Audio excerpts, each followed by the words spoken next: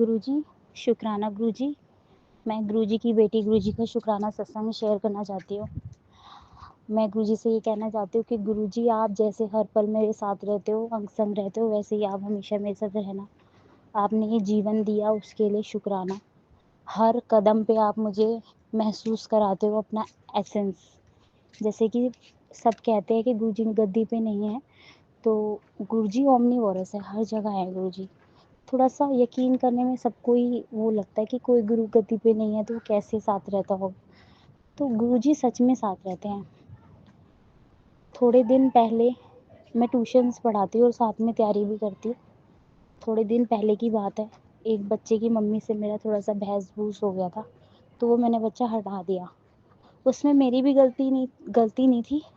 थोड़ा सा मतलब कुछ पेरेंट्स सोचते हैं कि वो अपना बच्चा पढ़ा रहे हैं तो हर चीज़ ट्यूशन में ही होके हो जाए, तो ऐसा तो नहीं होता है। जब तक दोनों तरफ से काम नहीं होता तो ऐसा आपस में भी नहीं होता। तो हटाने के बाद वो बच्चा हट गया था, यहाँ से भी वहाँ से भी, मतलब उनकी तरफ से भी हटा दिया और मेरी तरफ से भी हट गया। मैंने हटा दिया कि भैया ऐसे तो मैं एडजस्ट नहीं कर पाऊँगी। लेकिन उसकी मम्मी ने हर जगह जा के, जैसे मैंने बोला, मतलब जो भी हमारे बीच में बातें हुई, जैसे घर में बातें हुई तो घर की बात उन्हें बाहर जाके बोली, और हर एक घर में जा के मेरे बारे में बुरा बोला, ऐसी है वैसी है।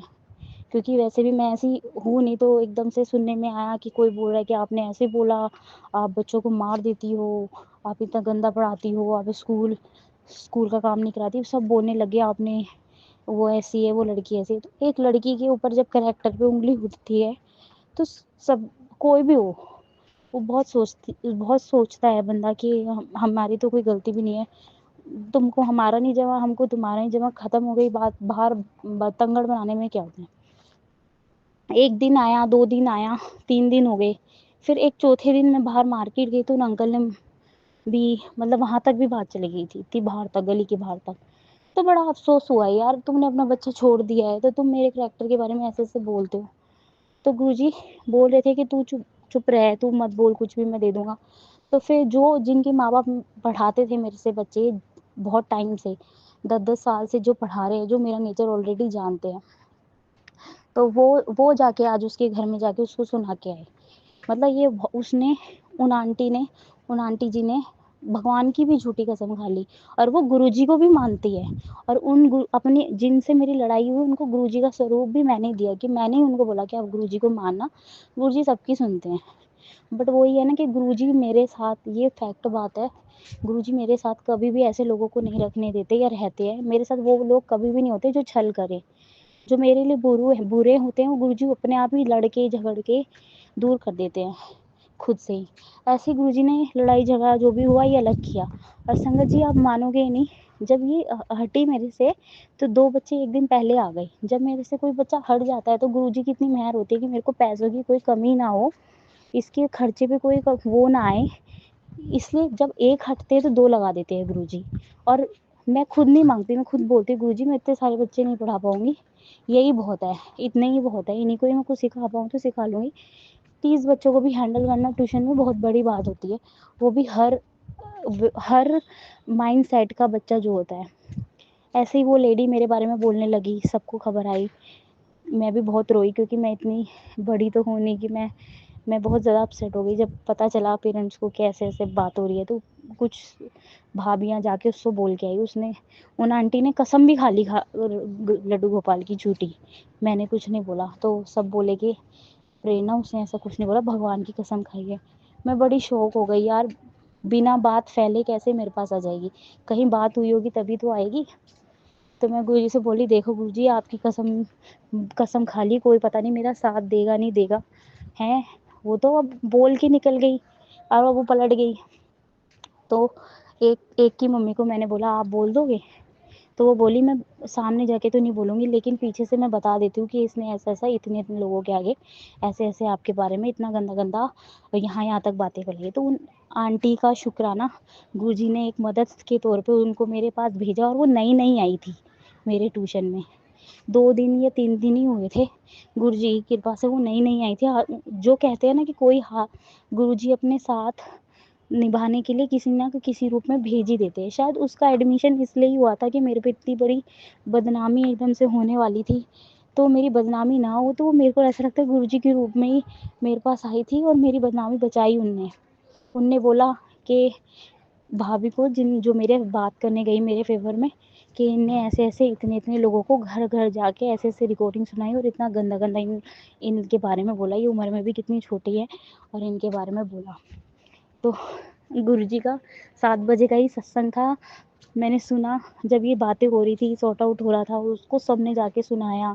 सबने बोला आप भी आना, बट मेरा मन नहीं था, क्योंकि गुरुजी खुद कहते हैं ना कि लड़ाई झगड़ा नहीं करना चाहिए, किसी से ऐसे नहीं करना चाहिए। बट मैं बहुत रोई, 2-3 दिन तक बहुत रोई, आज भी बहुत रोई।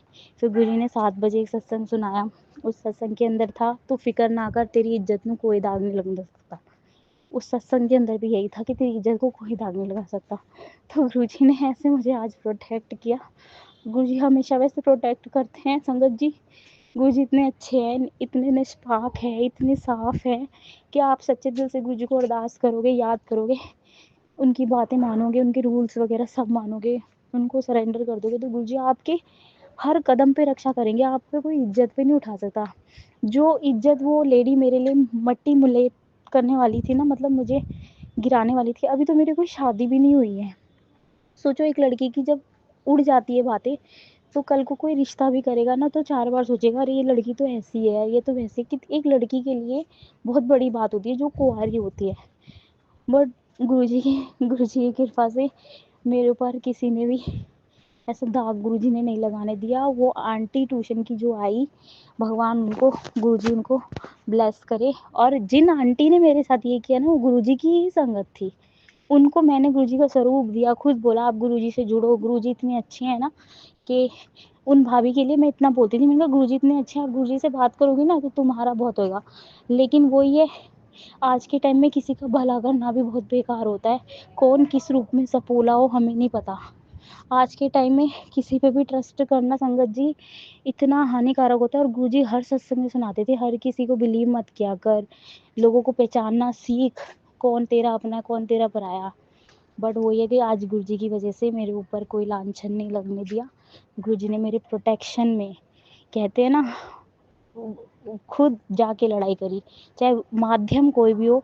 जिन जिन ने आज मेरा साथ दिया, भगवान गुरुजी उनको सबको ब्लेस करना। जिन बच्चों को मैं पढ़ाती हूँ उन पे इतनी दया करना कि वो जीवन में आगे करे। जब तक मैं पढ़ा रही हूँ तब तक मैं अपना 100% दूंगी। और गुरुजी मुझे ऐसे लोगों से हमेशा दूर रखना जो छल कपट करे, मुंह पे कुछ हो और पीठ पीछे कुछ हो। मुझे इन लोगों से बहुत दूर रखना। जय गुरुजी, शुक्राना गुरुजी। संगत जी, अगर आप भी अपना शुक्राना सत्संग और संगत जी के साथ साझा करना चाहते हैं तो दिए गए नंबर पर लिखकर या ऑडियो फाइल के रूप में आप हमें अपना शुक्राना सत्संग भेज सकते हैं। आपका शुक्राना सत्संग पूरे संगत परिवार के साथ ज़रूर साझा किया जाएगा। संगत जी, अगर आप हमारे चैनल पर नए हैं, पहली बार आए हैं, तो चैनल को लाइक कीजिए, सब्सक्राइब कीजिए और बेल आइकन को दबाना बिल्कुल मत भूलिएगा संगत जी, ताकि जब भी मैं कोई नया सत्संग अपलोड करूं, गुरुजी महाराज की कोई ब्लेसिंग्स आएँ तो वो सबसे पहले अपनी प्यारी संगत तक ज़रूर पहुँचें। जय गुरु जी, शुक्राना गुरु जी।